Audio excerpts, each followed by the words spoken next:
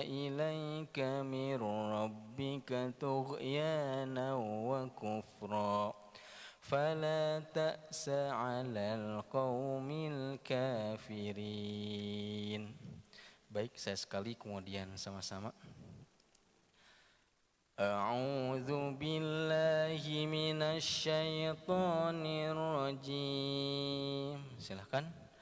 A'udzu billahi minasy syaithanir rajim. Ya ayyuhar rasul balligh ma unzila ilaika mir rabbik. Silakan. Ya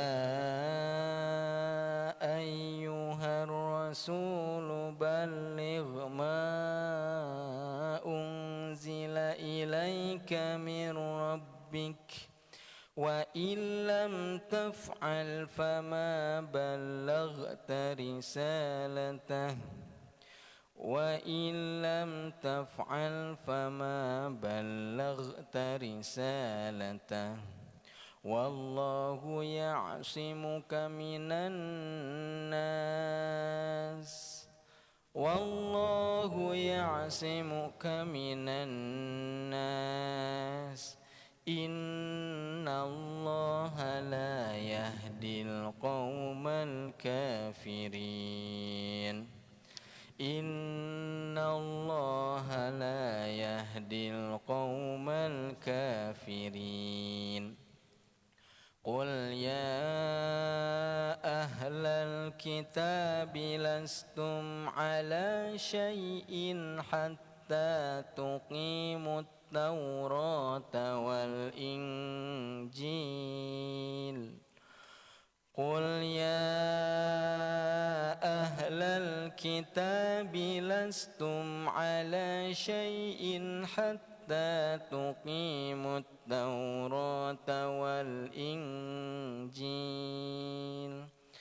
Hatta tuqimut Taurata wal Injila wa ma unzila ilaikum mir rabbikum hatta tuqimut Taurata wal Injila wa ma unzila ilaikum mir rabbikum wala yazidanna katsiran minhum ma unzila ilaika min rabbika tughyana wa kufra wala yazidanna katsiran minhum ma unzila ilaika min rabbika tughyana wa kufra fala ta'sa 'alal qaumil kafirin fala ta'sa 'alal qaumil kafirin wallahu a'lamu bimuradih. Ya ayyuhar rasul, wahai rasul. Ini hitobnya kepada Rasul sallallahu alaihi wasallam, ya. Balig, sampaikanlah, dari kata balago yuballigu tabligan. Balig fi'il amr, sampaikanlah ma apa-apa unzila yang diturunkan ilaika kepadamu mirrobika dari Tuhanmu. Ya ayyuhar rasulu balig ma unzila ilaika mir rabbik. Wahai Rasul, sampaikanlah kepada orang-orang apa yang telah diturunkan kepadamu dari Tuhanmu Allah Subhanahu wa taala. Ma'nahu azhar tabligh, hendaklah melakukan tabligh, menyampaikan dakwah mulai secara terang-terangan gitu kan. Kenapa sebabnya? Li'annahu kana fi awalil Islam yukhfihi khaufan minal musyrikin. Karena di awal-awal dakwah Islam, di masa-masa awal Rasul di Mekah, dakwah itu dilakukan secara tersembunyi, sir. Kenapa sebabnya? Khaufan minal musyrikin, ada kekhawatiran diketahui oleh orang-orang musyrik. Pada saat itu pun jumlah kaum muslimin masih sedikit, ya. Jadi sembunyi-sembunyi dulu. Summa robi idharihi fi hadhil ayat. Kemudian Allah memerintahkan Nabi untuk dakwah secara terang-terangan dengan adanya ayat ini. Wa a'mahullahu annahu ya'simuhu minan nas. Dan Allah itu nanti akan dijelaskan akan menjaga Nabi dari kejahatan-kejahatan manusia. Ya, kalau kita lihat dalam sejarah, karena Umar radhiyallahu anhu awwalu man azharu islamahu. Jadi dalam sejarah itu disebutkan bahwa Umar bin Khattab radhiyallahu anhu adalah orang yang pertama kali menampakkan, menjelaskan, memperlihatkan keislamannya secara terang-terangan. Ya, wa qala la na'budullaha sirran. Ya, dia Umar katakan kami tidak menyembah Allah secara sembunyi-sembunyi, gitu kan. Makanya diturunkan surat Al-Anfal pada saat itu, ya ayyuhan nabi hasbukallahu wa man ittaba'aka minal mu'minin. Wahai nabi, cukuplah Allah sebagai penolong, ya. Dan selanjutnya adalah Allah kan orang-orang yang mengikutimu dari karangan orang-orang beriman, ya. Jadi fadallat til ayah ala raddi qauli man qala innan nabiyya sallallahu alaihi wasallam katama syai'an min amriddin taqiyah wa ala butlanihi. Jadi wa humur rafid. Jadi ayat ini, ya, merupakan salah satu ayat yang menjadi bantahan terhadap orang-orang yang mengatakan bahwa Nabi itu Muhammad SAW kitmanul ilmi, menyembunyikan ilmu, atau kata masyai'an min amriddin, menyembunyikan masalah agama, ya, disebabkan karena batal, artinya karena batilnya, karena kesalahannya, padahal tidak seperti itu. Makanya disebutkan lagi wa illam taf'al fama ballagta risalah. Jika engkau tidak melakukannya, maka engkau termasuk tidak menunaikan amanah dalam menyampaikan risalah, gitu. Ya. Makanya di sini disebutkan al-makna balig jami ma unzila ilaika zohiron walaula hadza maka fi qouli ta'ala wa illam taf'al fama balagta risalah. Jadi ayat ini secara umum memerintahkan agar Nabi menyampaikan apa-apa yang diturunkan oleh Allah Subhanahu wa taala zohiron, secara jelas, terang-terangan. Apabila tetap sembunyi-sembunyi, ya, maka akan masuk ke dalam lafaz wa illam taf'al famal ballagta risalah. Jika engkau tidak melakukan, artinya tidak terang-terangan dalam dakwah menyampaikan agama, maka termasuk fama ballagta risalah, termasuk dikategorikan tidak menunaikan amanah, tidak menyampaikan risalah, ya. Nah, di sini ada kaitan dengan kitmanul ilmi. Jangan kita ini menyembunyikan ilmu-ilmu Allah atau menyembunyikan apa-apa yang terkait dengan ajaran-ajaran Allah dan Rasulnya, ya. Ibnu Abbas, salah seorang mufassir di kalangan sahabat, di sini menyebutkan al-makna balig jami ma unzila ilaika mir rabbik fa in katamta syai'an minhu fama ballagta risalah. Risalatah artinya sampaikan pokoknya semua saja, semua yang diturunkan Allah kepadamu. Ini maknanya umum, gitu kan? Jangan sampai menyembunyikannya. Dan ini hadza ta'dib lin Nabi sallallahu alaihi wasallam. Ini merupakan salah satu bentuk adab Nabi Muhammad sallallahu alaihi wasallam. Sekaligus ta'dibun li hamalatil ilmi min ummatihi an la yaktumu syai'an min amri syariatihi. Ini pun merupakan salah satu bentuk pengajaran adab, ta'dib bagi para alim ulama atau orang-orang yang berilmu di kalangan umatnya, an la yaktumu syai'an min amri syariatihi, agar mereka itu tidak menyembunyikan sesuatu pun dari syariat-syariat Allah Subhanahu wa taala. Gitu ya.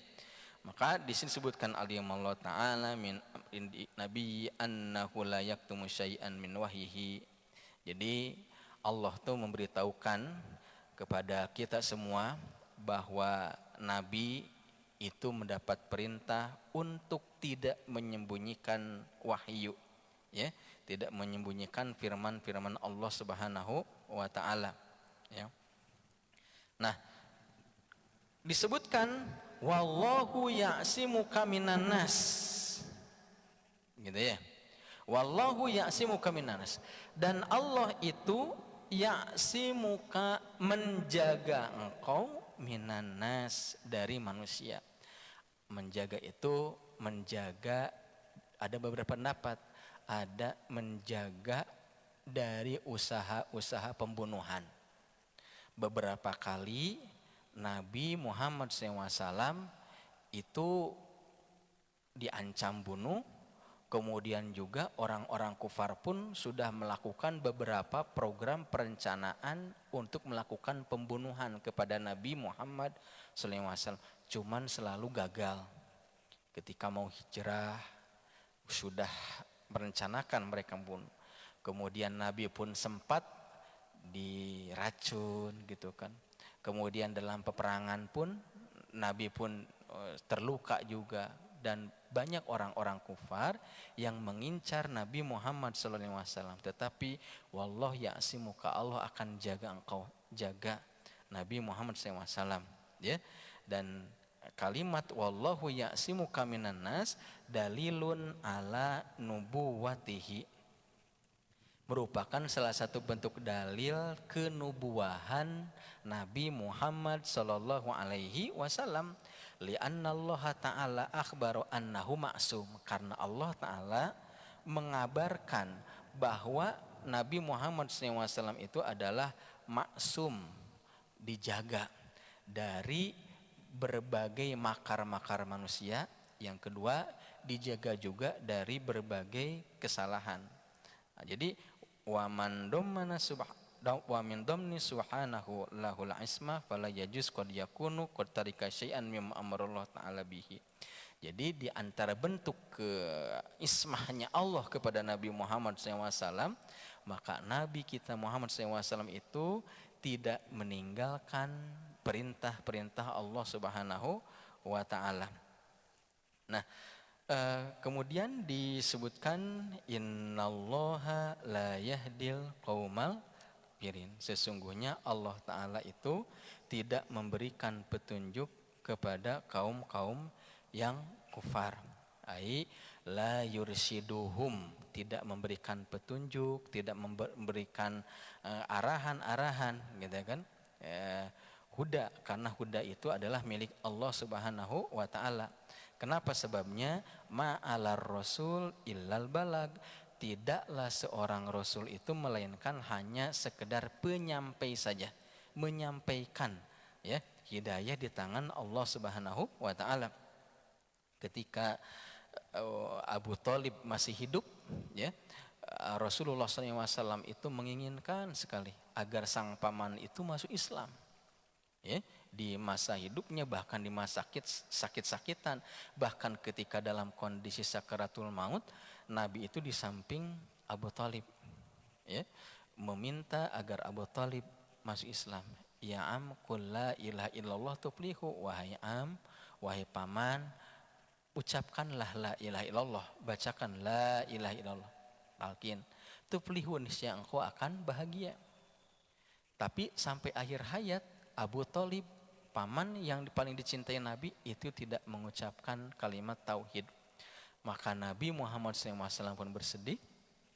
Kemudian turunlah wahyu Allah, innaka la tahdi man ahbabta walakinnallaha yahdi may yasha wa huwa a'lamu bil muhtadin.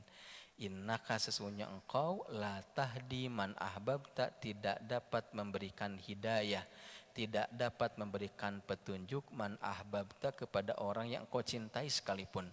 Walakinnallaha yahdi may yasha, akan tetapi Allah itu memberikan petunjuk hidayah pada yang dikehendakinya. Wa huwa a'lamu bil muhtadin, dan dia itu lebih mengetahui siapa orang-orang yang mendapatkan petunjuk. Nabi Nuh alaihissalam dakwah siang malam ratusan tahun, dalam riwayat 950 tahun berdakwah Nabi, tapi ternyata istrinya sendiri tidak mau nerima dakwahnya Nabi Nuh alaihissalam. Anaknya yang laki-laki tidak nerima juga dakwahnya Nabi Nuh alaihissalam, itu Kan'an. Nabi Lut dakwah di kaum Sodom, di mana kaumnya itu senang melakukan hubungan sejenis, laki-laki dengan laki-laki, perempuan dengan perempuan gitu kan. Tapi walaupun dia Nabi Lut, istrinya sendiri malah menolak dakwah. Ya. Dan ini hidayah di tangan Allah Subhanahu wa taala. Ya. Abu Jahal, Abu Lahab, namanya diabadikan dalam Al-Quran, di mana beliau itu sangat benci kepada Nabi Muhammad SAW. Itu adalah paman-pamannya Nabi, orang-orang terdekatnya Nabi, tapi ternyata tidak menerima Rasulullah SAW. Justru yang menerima Rasulullah SAW itu adalah orang-orang yang jauh. Ya. Dakwah Nabi dilakukan kepada orang terdekatnya dulu, kepada kerabat-kerabatnya, sebelum dakwah kepada orang lain, ke istrinya, ke anaknya, ponakannya. Mulailah pada saat itu mengumpulkan saudara-saudaranya, Bani Abdul Muthalib, keponakan-keponakannya, paman-pamannya, dikumpulkan di Sofa. Nabi berdiri di bukit Sofa. Kemudian Nabi menyampaikan, seandainya saya mengatakan kepada kalian bahwa di balik bukit itu akan ada pasukan yang mau menyerang ke sini, percaya enggak? Maka orang-orang di sana mengatakan, kami percaya karena engkau tidak pernah berbohong. Enggak ada yang meragukan, walaupun enggak melihat, walaupun enggak tahu di belakang bukit itu bakal ada pasukan berkuda, tapi selama engkau nih Muhammad itu berbicara, akan benarkan. Barulah beliau mengatakan bahwa dirinya Nabi mempunyai misi la ilaha illallah. Mulai bimbang, ada yang ragu, ada yang bimbang, nerima. Ya, di antara yang nolak itu adalah Abu Lahab.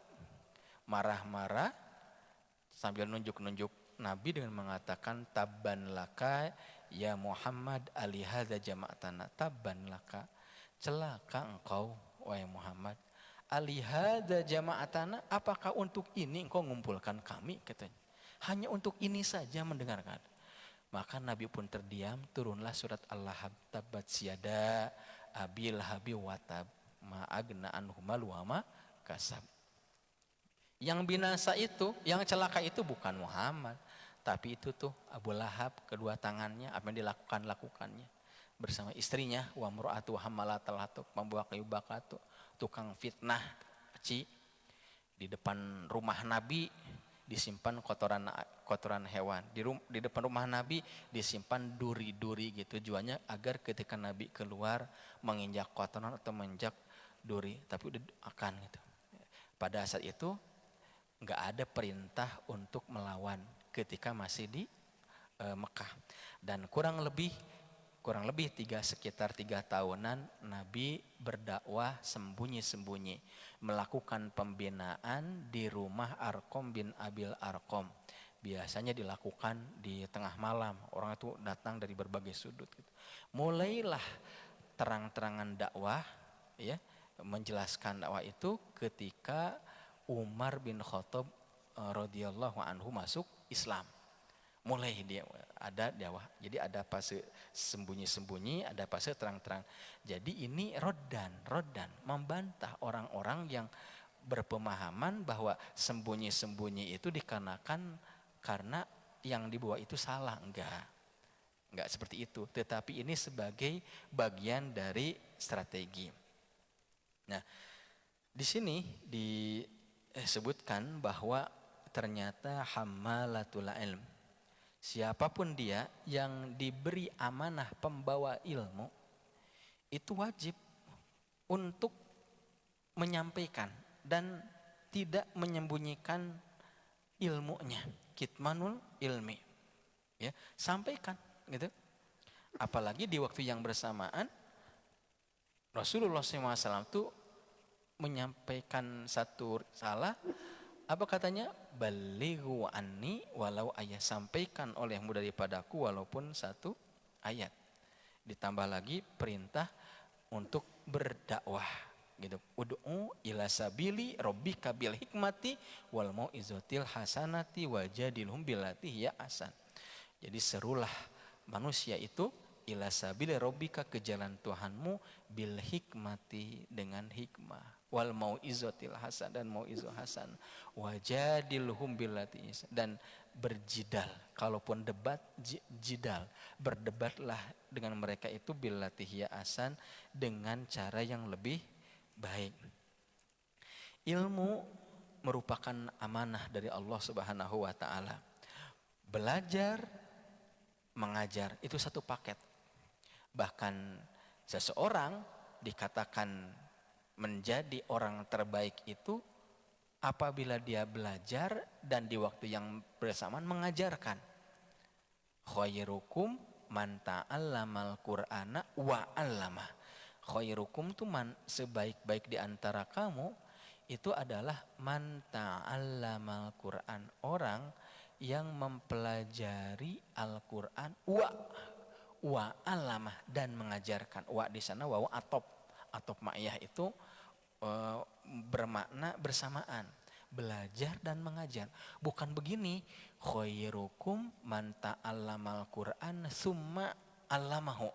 Sebaik-baik di antara kamu adalah orang yang mempelajari Quran kemudian mengajarkan. Enggak begitu. Tapi belajar kemudian mengajarkan berbarengan. Belajar dan mengajar, belajar, mengajar, belajar, mengajar. Bahkan ilmu itu berkembang ketika diajarkan kembali. Kalau misalnya semangat mengajar di kalangan kaum muslimin tidak ada, besar kemungkinan Islam tidak akan menyebar ke berbagai tempat, ke wilayah-wilayah yang bukan Arab. Termasuk juga seandainya semangat untuk mengajarkan Islam tidak ada, mendakwakan Islam tidak ada semangatnya, tidak akan mungkin Islam itu nyebar ke wilayah-wilayah yang bukan Arab. Tidak mungkin nyebar ke Asia Tenggara, ke Indonesia, tidak mungkin nyebar ke daerah Eropa, tidak mungkin nyebar ke daerah Asia, tidak mungkin nyebar ke daerah Afrika, tidak mungkin nyebar. Itu terjadi dikarenakan ada semangat mengajar. Ilmu saya masih sedikit, sampaikan aja apa yang sudah diketahui. Yang tidak diketahui jangan disampaikan. Tapi kan belum baik berusaha memperbaiki diri di waktu yang bersamaan menyampaikan. Tapi kan khawatir terkena. Surat As-Sof ayat 2. Ya ayyuhalladzina amanu lima taquluna ma la taf'alun. Ayat ketiganya kabura maqtan indallah ang taqulu ma la taf'alun. Hei orang-orang yang beriman, lima taquluna ma la taf'alun. Mengapa engkau tuh mengatakan apa-apa yang tidak kamu perbuat? Kabura maqtan indallah, amat besar kebencian di sisi Allah. Ang taqulu ma la taf'alun, bagi orang-orang yang mengatakan apa yang tidak diperbuat. Itu gimana ini gitu kan? Apalagi dijelaskan dan keterangan di yaumil akhir nanti ada seseorang yang dihukum oleh Allah Subhanahu wa taala di neraka itu dengan menjerit-jerit, kukunya panjang, lidahnya menjuntai keluar, berteriak-teriak. Kemudian kuku yang di tangan yang tajam itu menusuk-nusuk perutnya sampai keluar ususnya, berteriak-teriak. Sesama penghuni neraka itu bertanya, wahai fulan, kenapa engkau dihukum Allah seperti ini? Bukankah engkau di dunia itu suka mengajak orang berbuat kebaikan, mencegah pada kemungkaran, tapi kenapa hukum seperti ini? Gitu. Maka orang tersebut menjawab, iya, aku di dunia suka mengajak pada kebaikan, ngajar juga, tetapi di waktu yang bersamaan aku tidak melakukan kebaikan itu. Benar, di dunia itu aku suka mencegah orang pada kemungkaran, tetapi aku malah melakukannya. Dan seperti itu. Kadang ada orang bersalah paham memahami ini sehingga udahlah karena belum baik nggak nyampaikan. Kalau nunggu baik dulu nggak akan sempurna. Jadi gimana? Aslih nafsaka wad ugoiroka itu. Perbaiki diri, terus berusaha perbaiki diri. Memperbaiki akhlaknya, memperbaiki ibadahnya, tingkatkan ilmu. Wad'u goyrokta, dan di waktu yang bersamaan sampaikan dakwah pada orang lain, sampaikan gitu, siapapun dia tuh wajib untuk menyampaikan itu, pahalanya besar. Disebutkan dalam satu riwayat bahwa di antara amalan yang akan ngalir terus itu adalah ilmun yuntafaubi, ilmu yang bermanfaat. Kemudian yang selanjutnya, mandalla ala khairin falahu mislu ajri fa'ilihi. Siapa yang menunjukkan pada satu kebaikan, niscaya orang itu akan mendapatkan pahala seperti orang yang melakukannya. Ini jadi motivasi. Maka di sini balik, emang Bapak Ibu sekalian, ayat ini khusus kepada Nabi. Kitabnya balik itu ya ayyuhar rasul, wahai rasul, ke Nabi Muhammad SAW, balik sampaikanlah ma unzila ilaika, apa-apa yang diturunkan kepadamu mirobik dari Tuhanmu. Hitabnya pada rasul, tetapi maknanya adalah untuk kita juga, kepada umatnya. Karena dalam kaidah tafsir disebutkan al-ibratu bi umumil lafzi la bi khususi sabab. Ibroh dari pelajaran itu gitu, dari keumuman lafaz, bukan yang khususan. Jadi khusus pada Nabi, tapi maknanya perintah untuk kita juga. Kita diperintahkan untuk menyampaikan dan tidak menyembunyikan ilmu. Sehingga dari hal ini kita mungkin akan lebih termotivasi ya, untuk menjadi pengajar sekemampuan kita. Jadi berkembangnya ilmu itu dengan cara diajarkan, bahkan dengan cara diajarkan semakin kuat hafalannya. Kemudian ketika mengajarkan ada tuntutan untuk membaca buku, membaca literatur, ada tuntutan juga untuk meningkatkan wawasan gitu. Gitu dengan cara mengajarkan itu. Ditambah juga dengan cara banyak mengulang-ulang, maka akan semakin kuat. Ilmu tanpa diajarkan itu seperti pisau yang tidak diasah katanya itu. Jadi kurang ketajaman, seperti orang udah bisa bahasa Arab. Capek-capek belajar bahasa Arab, baik itu belajar nulisnya, belajar untuk berbicara bahasa Arab, belajar untuk istima, mendengarkan orang-orang Arab yang ngomong, kemudian belajar qiraah, membaca kitab-kitab berbahasa Arab, pokoknya udah. Tapi setelah belajar tidak diajarkan lagi, maka akan ada kemungkinan tuh bisa hilang. Tapi setelah belajar diajarkan lagi, berkembang, makin kuat itu. Gitu. Sebagaimana orang sudah susah-susah belajar baca Al-Quran, kemudian dia pun menghafal Al-Quran gitu. Setelah ia khatam Al-Quran, tilawahnya bersanad, ditambah lagi hafalannya udah mungkin, tapi tidak diajarkan lagi gitu. Enggak ada tuntutan untuk membaca, enggak ada tuntutan untuk murojaah, enggak ada tuntutan untuk ngulang-ulang lagi, bisa-bisa hilang, lupa. Ada kenalan saya ahli bela diri, Pak. Jadi dia itu juara silat gitu kan. Kalau dulu tuh di daerah-daerah kayak di Garut itu silat, jurus-jurus tuh dia bagus, hafal. Jurusnya itu mirip Tifan Pokan, ya. Bagus gerakan-gerakannya itu. Kemudian dia cerita setelah bertahun-tahun dia menjalani gitu, dulu waktu masih mudanya dia aktif di bela diri, silat, juara terus. Setelah bertahun-tahun disuruh ngajar, nggak bisa. Kenapa? Lupa katanya. Udah lupa jurus-jurusnya. Sudah lupa gerakan-gerakannya. Tapi kawannya katanya itu. Kawan seangkatannya, setelah dia belajar itu tetap jadi pengajar bela diri, bahkan buka perguruan gitu, buka cabang. Makin berkembang, makin bagus gitu, makin lentur. Itulah ilmu. Jadi salah jika kita punya persepsi belajar terus belajar. Kita pun harus punya cita-cita untuk jadi pengajar. Kultum di mimbar tidak bisa dianggap sepele, itu dampaknya besar. Semakin banyak kultum di mimbar buat program misalnya. Pengurus-pengurus masjid ada jadwal kultum, wah ini latihan untuk baca dulu. Kemudian juga latihan MC bergantian. Itu latihan juga. Sedikit-sedikit bisa mengajarkan. Wallahu alam bisawab. Mungkin ini yang bisa disampaikan. Subhanakallah wa bihamdik asyhadu an la ilaha illa anta astaghfiruka wa atubu ilaik. Assalamualaikum warahmatullahi wabarakatuh.